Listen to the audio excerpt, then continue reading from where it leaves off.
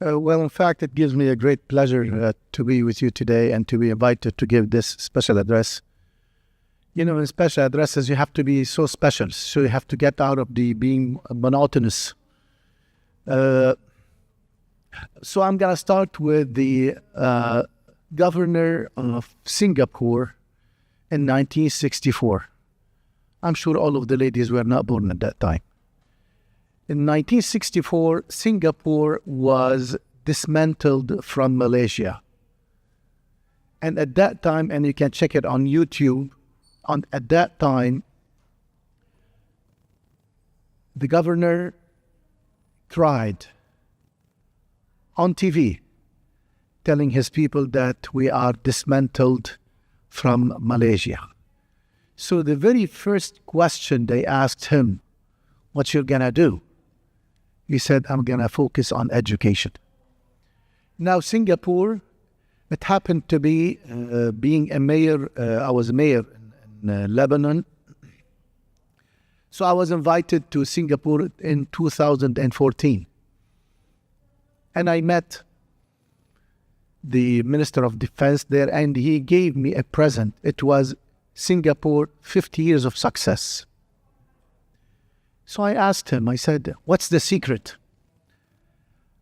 We all know now Singapore is among the top 5 in the world in education, environment, waste to energy, quality of living, and the smartest city in the world. 50 years from Singapore, at that time when it was dismantled, it was called the city of bugs. The slum city. Slums and bugs now has turned to become among the top 5, as I mentioned earlier. So what is the secret? Well, in fact, the secret is in the education. I have this presentation. I don't know if I'm going to go through it, but anyways, it's there for us, just in case. Well, the secret is he knew that the whole thing lies in preaching knowledge to the future generation. They did it. There they go. They are on the top of the list in the world.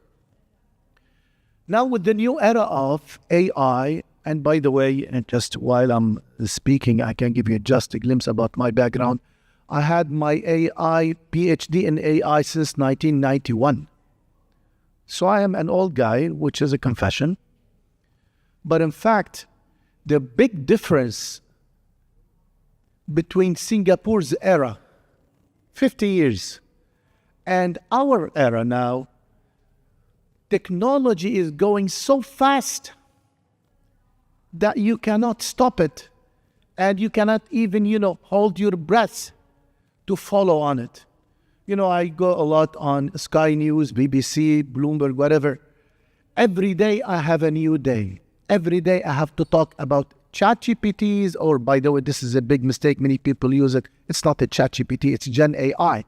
ChatGPT is a brand. And I think DeepSeek has given us the lesson that you have to keep watching your back. This is technology. So let me jump right away to what I'm after in this quickie. What are we after in our kids? We are preparing our kids to do what?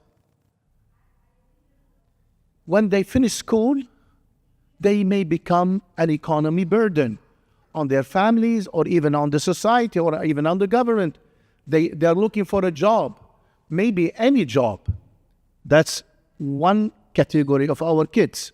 By the way, I teach at Khalifa University, so I'm an educator since 1992. At the same time, we can have them to maintain the economy, which is the lucky ones. They consider themselves the lucky ones that, okay, I got a job. Is that what we want? That's not how Singapore built its reputation. It is those who make the economy. It is those who make the economy.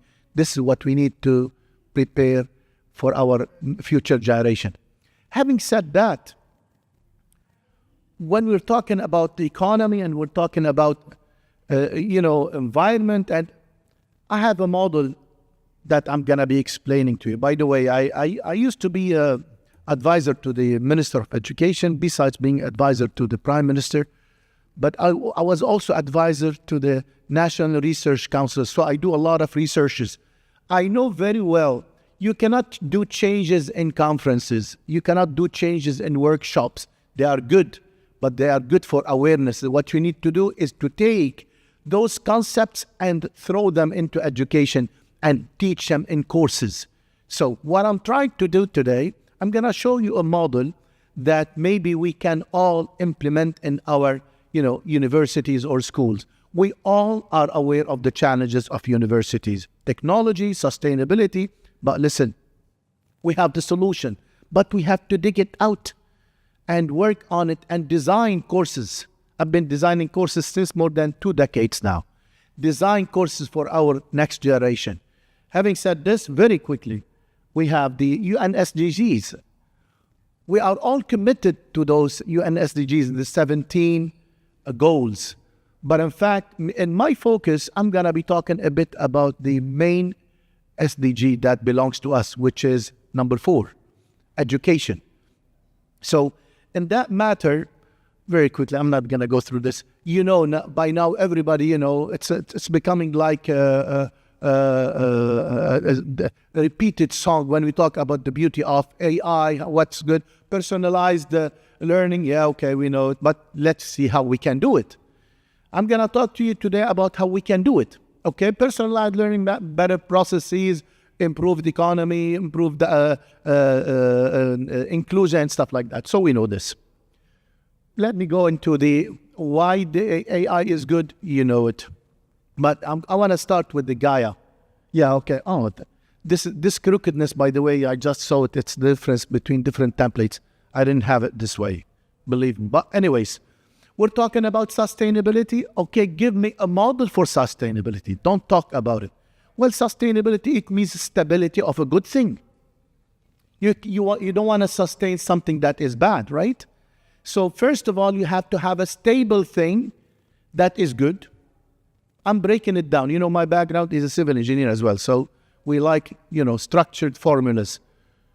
Break it down into a good thing that can be sustainable. But to have that, and we're talking about innovation here on purpose, okay, I need to have it an agile thing. What do I mean by agile? We all know what is agile design. Make a quick, small success and build on it. Make small success and build on it until we reach the level of the ambidexterity, which is crucially important. And all of that is supported by AI. As a matter of fact, with AI now, we have cheap, inexpensive innovation. We can be innovative free because not talking about only about money, but even about the resources. You as a leader, and I teach leadership at the university as well. You as a leader, you can ask your employees or even your students to do something that they don't know about. Let them be creative. And I call it ICE, Innovation, Creativity, and Entrepreneurship. That's a course that I teach at the university. So if it doesn't work, what happens? No harm. Do it again, especially with our new Gen AI chatbots. You can do a lot of this. In fact, Jensen Huang, he mentioned that, Jensen Huang, who is the CEO of NVIDIA, of course, he mentioned that we have all of the cultures and knowledge of the human beings since we were on Earth, all are on our LLMs. So you have the education is waiting for you there. Very quickly. What am I? Yeah, okay. Quick note for those who are not aware of what is the GAIA model. You can check it out on the internet, but indeed, GAIA, we're talking about something global, advocacy, integrated action. We're talking about action. So all of those here, these are the SDGs put in different tiers. One tier for the biosphere, for the environment. One of them is for the social, for the economy, and this third is the social. And we have on top of that, of course, the 17th goal, which is related to connectivity in the world. So the GAIA model, the GAIA framework, you can put it in your courses, talking about the environment, talking about the social inclusion, talking about the economy. All of our courses are either talking about social life or environment or economy. I mean, right? So we can implement those GAIA UN SDG models, the 17 goals. We can get them involved as part of include them as part of our courses. Now comes the role of AI. So with these GAIA different tiers, you can see the difference and you can see the importance of each one of them. One is focusing on environment, the second on social life, the third is focusing on economy. But all of them, all together, they are making the human being that with the education that the UN has committed to all countries with the UN SDG 2030 objectives. So this is where we are. These are some of the elements. All what you need, if you teach humanities, all what you need to do is to take those elements and put them into your course, and there you go. You are serving the UN SDG to protect the planet, to protect the society, to protect your people, and so on. So all of those, there are elements ready for you to teach, okay? Moreover, of course, when we have the AI, and the AI supports a great deal the connectivity. I mean, look at us now. With AI, we can do a lot of things. I'm not gonna go into the details of the applications, and we don't have the time for this. But indeed, GAIA as a framework, AI as a technology, putting them together, you can do a lot in your courses, whether be it on the level of university or be it on the level of K to 12, okay? So at the end, these are the issues that we may face. Some of the issues, in fact, it's not all. I would never say that this is comprehensive. One of it is related to the bias, equity for social life, for social people, intellectual property. All of those are under discussion. And I'll say some phrases about what's going on here in Dubai. Infrastructure requirement, this is crucially important. And by the way, UAE is number 4 in the world when we're talking about infrastructure for AI. Number 4. Not 7, not 5. Number 4 in the world. Okay. So, but regulation and compliance, we should congratulate UAE for their new and the very first in the world AI-generated compliance and governance tool. We've been shouting out loud, please.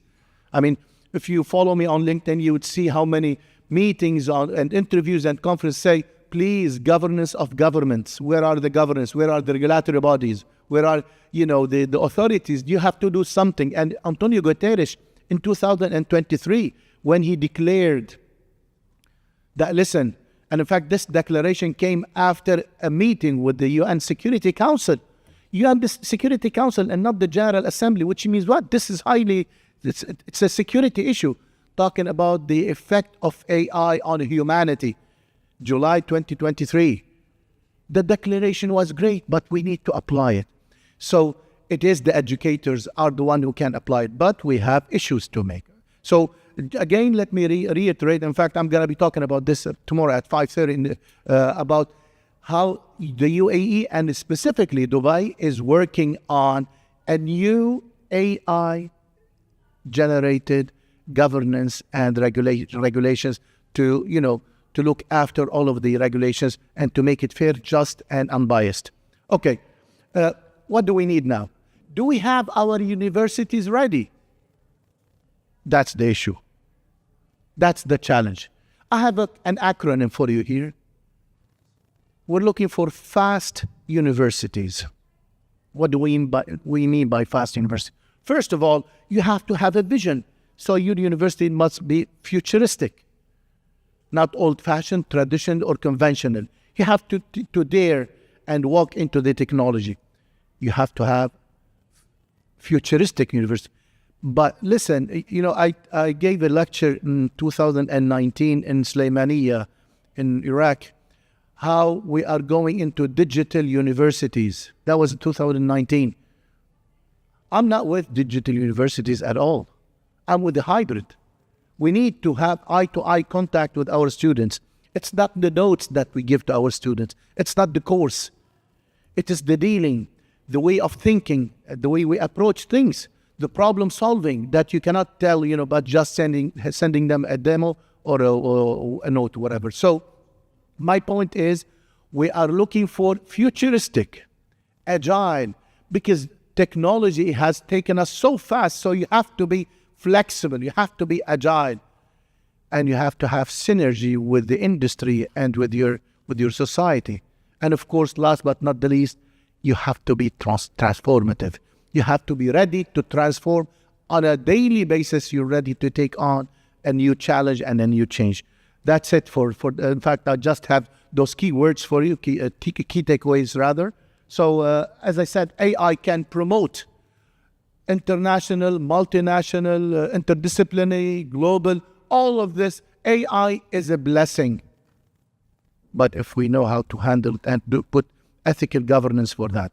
Okay, so AI is very important for that cooperation, as well as fusing AI with a frame of work that is GAIA, in which we can apply all of those UN SDGs goals into our courses, okay? And moreover, of course, the ethical technology use is crucially important. Last but not the least, we need fast universities. We need universities that are futuristic, are agile, are synergistic with the surrounding, as well as they are ready to transform. Thank you so much for your listening.